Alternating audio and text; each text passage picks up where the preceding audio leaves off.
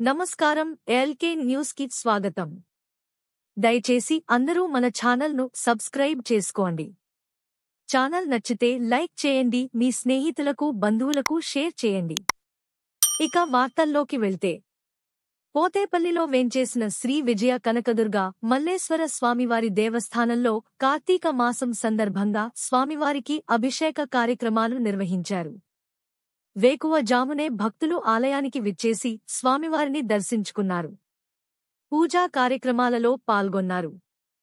కన్యకా పరమేశ్వరి దేవాలయం, మాచవరం శివాలయం, బచ్చుపేట శివాలయం తదితర దేవాలయాలకు భక్తులు తెల్లవారుజామున విచ్చేసి స్వామివారికి అభిషేకములు, అర్చన కార్యక్రమం చేపట్టారు.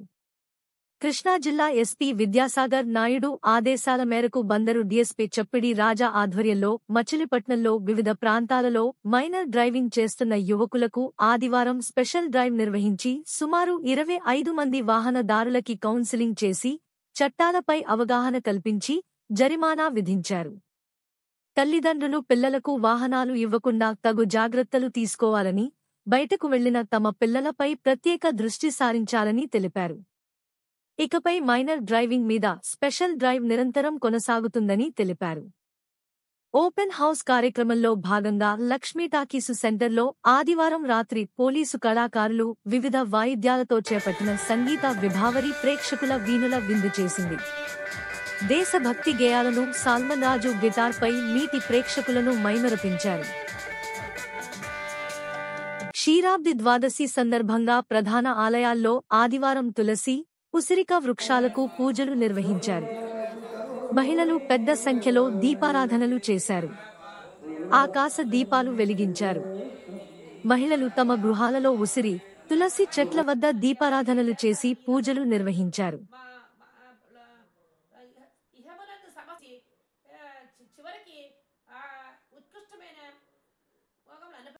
శ్రీ పాండురంగ స్వామి బ్రహ్మోత్సవాల్లో భాగంగా ఆదివారం స్వామివారి రథోత్సవం వైభవంగా జరిగింది.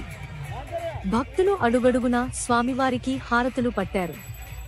ఉదయం నుంచి రాత్రి వరకు ఈ యాత్ర కొనసాగింది. రథయాత్రలో ఆదివారం రాత్రి మంత్రి కొల్లు రవీంద్ర పాల్గొన్నారు. రథయాత్రకు రథసారథై పురవీధులలో వాహనాన్ని నడిపారు. పాండురంగని యొక్క పంచలోహ విగ్రహాలు రథంలో అలంకరించారు. నగర వీధులలో మేళ తాళాలతో వివిధ రకాల వేషధారణలతో బయలుదేరిన ఊరేగింపు ఎంతో భక్తి భావంతో కొనసాగింది. ఈ కార్యక్రమంలో కూటమి నాయకులు పంతం గజేంద్ర, పంచపర్వాల కాశీ విశ్వనాథం, గోపీచంద్, కొట్టే వెంకట్రావు, బండి రామకృష్ణ, రాజా, మోటమర్రి బాబా ప్రసాద్, గోల్డ్ ప్రిన్స్ అధినేత నరసింహారావు, తేకి నరసింహ, అంబటిపూడి అధిక సంఖ్యలో ప్రజలు పాల్గొన్నారు.